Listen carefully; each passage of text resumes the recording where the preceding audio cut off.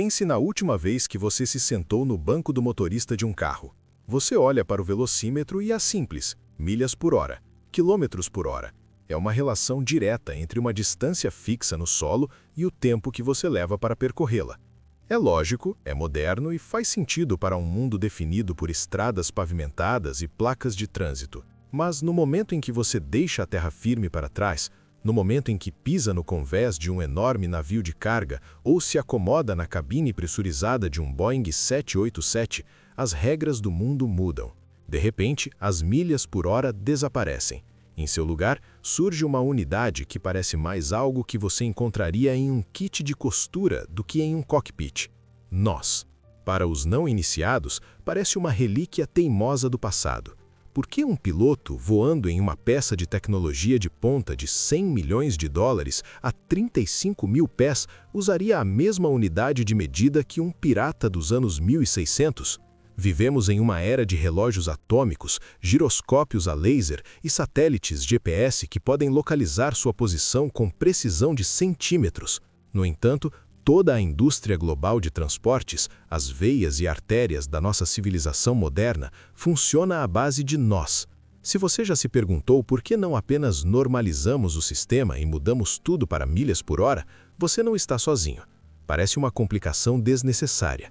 Mas, na verdade, o motivo pelo qual usamos nós não é apenas tradição. Não é porque os marinheiros são sentimentais ou porque os pilotos gostam de parecer misteriosos. A verdade é muito mais fascinante. O nó é uma medição que não se baseia em uma régua ou em uma faixa de asfalto. Em vez disso, é uma unidade nascida da própria geometria do nosso planeta. É uma medição que preenche a lacuna entre um mapa plano e uma terra curva. Se você tentasse navegar pelo globo usando milhas padrão, a matemática acabaria falhando. Você se veria perdido em um mar de erros de arredondamento. Mas com nós, a matemática se torna elegante, torna-se perfeita. Para entender por quê, temos que viajar de volta a uma época em que não havia satélites, nem motores, nem margem para erro. Temos que voltar a uma era em que a única maneira de saber a que velocidade você estava indo era literalmente jogar um pedaço de madeira no oceano e contar. Imagine que você é um navegador em meados do século XVII. Você está a milhares de milhas da costa mais próxima. Não há pontos de referência, não há horizonte além da infinita curva azul do Atlântico. Neste mundo, saber sua velocidade não é apenas uma questão de curiosidade, é a diferença entre encontrar terra firme e morrer de fome no mar. Esta é a era da navegação estimada. Se você sabe onde começou, em que direção está indo e exatamente a que velocidade está viajando, você pode calcular onde está. Mas como medir a velocidade quando o chão sobre você é um líquido móvel e instável? Você não pode usar uma roda, não pode olhar para uma árvore passando. Você precisa de um truque. E a solução que os antigos marinheiros encontraram foi tão brilhante quanto simples. Chamava-se barca, ou odômetro de barquinha. A barquinha era uma placa de madeira em forma de fatia de torta e com um peso de chumbo para que flutuasse verticalmente e resistisse a ser puxada pela água. Esta placa era presa a um longo carretel de corda. Mas esta não era uma corda qualquer. Em intervalos específicos e iguais, os marinheiros amarravam nós reais na linha. Quando o capitão queria saber a velocidade do navio, um marinheiro jogava a placa de madeira ao mar. A placa permanecia relativamente parada na água enquanto o navio se afastava dela, puxando a corda do carretel. Outro marinheiro virava uma ampulheta, geralmente cronometrada para cerca de 30 segundos. Enquanto a areia corria, o marinheiro sentia a corda deslizar por entre os dedos, contando cada nó que passava. Se 5 nós passassem por suas mãos antes que a areia acabasse, o navio estava se movendo a 5 nós. Parece primitivo, mas é aqui que o mistério começa a se dissipar. Aqueles marinheiros não estavam apenas escolhendo distâncias aleatórias para aqueles nós. Eles estavam tentando resolver um enorme quebra-cabeça matemático. Veja bem. Uma milha padrão, a milha terrestre que usamos em terra, é um número completamente arbitrário. Foi originalmente definida pelos romanos como 1000 passos. Não tem nada a ver com a própria terra, mas o mar é diferente. Quando você está navegando pelo globo, não está se movendo em um mapa plano, está se movendo em uma esfera. Como a Terra é uma esfera, nós a dividimos em graus de latitude e longitude. Para facilitar a navegação, os marinheiros precisavam de uma unidade de distância que correspondesse à grade da Terra. Eles decidiram que uma milha náutica deveria ser igual a exatamente 1 minuto de latitude. Este é o momento eureka da navegação. Pense na Terra como uma laranja gigante. Se você a cortar ao meio, terá um círculo de 360 graus. Cada um desses graus pode ser dividido em 60 segmentos menores, chamados minutos. Um desses minutos, uma parte de 60 mil avos da circunferência da Terra, é uma milha náutica. Portanto, um nó é simplesmente uma milha náutica por hora.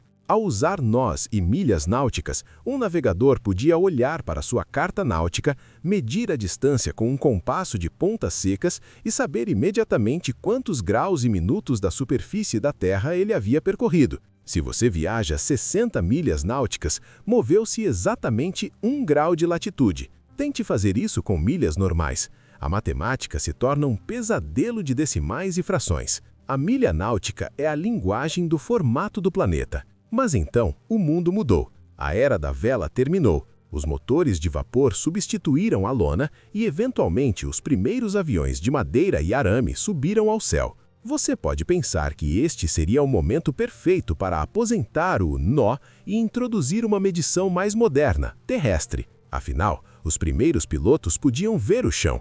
Eles podiam ver estradas e trilhos de trem. Mas à medida que os aviões começaram a voar mais longe e mais alto, eles encontraram o mesmo problema que os antigos capitães de mar enfrentavam. Uma vez que você está navegando longas distâncias, as regras planas da Terra não se aplicam mais. Você está navegando na curvatura da Terra. Os pioneiros da aviação perceberam que as cartas marítimas já eram perfeitas. Elas já tinham a geometria da Terra incorporada nelas. Se mudassem para milhas por hora, teriam que reinventar cada mapa e cada cálculo. Então, os pilotos ficaram com os marinheiros. Eles mantiveram os nós. Isso nos traz à era moderna. Porque em um mundo de telas digitais e velocidades Mach, um piloto ainda se importa com uma unidade de medida que se originou com um pedaço de madeira e um pedaço de corda? É porque a física da Terra não mudou. Quando um avião está cruzando o Oceano Pacífico, ele não está seguindo uma linha reta como um carro em uma rodovia. Ele está seguindo uma rota de círculo máximo. Esta é a distância mais curta entre dois pontos em uma esfera. Mas em um mapa plano, parece uma curva longa e ampla. Se o piloto usasse milhas por hora, teria que converter constantemente sua velocidade para entender seu progresso através dos graus da superfície da Terra. Ao usar nós, a velocidade da aeronave é sincronizada diretamente com as coordenadas do mundo. Há também uma razão funcional que é vital para a segurança. No ar e no mar, velocidade é um termo relativo. Existe a velocidade em relação ao solo, que é o quão rápido você está se movendo sobre a Terra, e existe a velocidade aérea, que é o quão rápido o ar está se movendo sobre suas asas. Para um piloto, a velocidade aérea é vida. Se o ar se move muito devagar sobre as asas, o avião cai do céu. Como as velocidades do vento e a pressão atmosférica são frequentemente calculadas em relação às mesmas grades globais usadas pelos marinheiros, manter tudo em nós cria uma linguagem contínua entre o clima, o mapa e a máquina. Isso evita o tipo de erro de conversão que poderia levar a uma catástrofe. Quando você compara os números, a diferença fica clara. Um nó é cerca de 1,15 milhas por hora. Não parece muito, mas em um voo de 10 horas, essa diferença se acumula em centenas de milhas. Se um navio de carga está se movendo a 20 nós, está viajando a cerca de 23 milhas por hora. Isso é cerca de 37 quilômetros por hora. Se um jato comercial está cruzando a 500 nós, está fazendo cerca de 575 milhas por hora. Isso é cerca de 925 quilômetros por hora. O nó é sempre a unidade maior e mais potente, porque representa uma fatia maior do mundo. É uma medição que respeita a escala do nosso planeta. Então, aqui está a percepção surpreendente, a revelação que abre a mente no coração deste mistério. Muitas vezes pensamos na tecnologia como algo que se afasta do passado, substituindo constantemente o antigo pelo novo. Pensamos nos nós como uma versão primitiva das milhas por hora, mas na realidade é o contrário. Milhas por hora é a medição pequena, é a medição para nosso bairro, para nossos trajetos diários, para nossas vidas diárias no solo plano e estável. Mas no momento em que queremos conquistar o planeta, no momento em que queremos cruzar oceanos e continentes, temos que usar uma medição que seja tão grande quanto a própria Terra. O nó não é uma tradição na qual estamos presos, é uma ferramenta que aperfeiçoamos.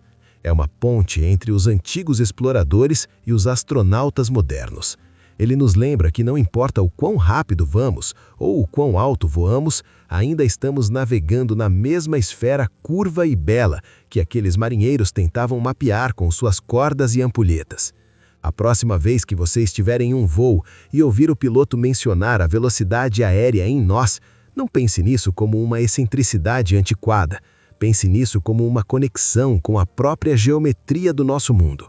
Você não está apenas viajando a uma certa velocidade, você está se movendo em harmonia com as latitudes e longitudes da Terra. Você faz parte de uma linhagem de exploradores que percebeu que para dominar verdadeiramente o globo é preciso falar a linguagem do globo. Da barquinha de madeira ao cockpit digital, o nó continua sendo a medição definitiva da ambição humana. É a unidade que provou que o mundo era redondo e é a unidade que o mantém conectado hoje.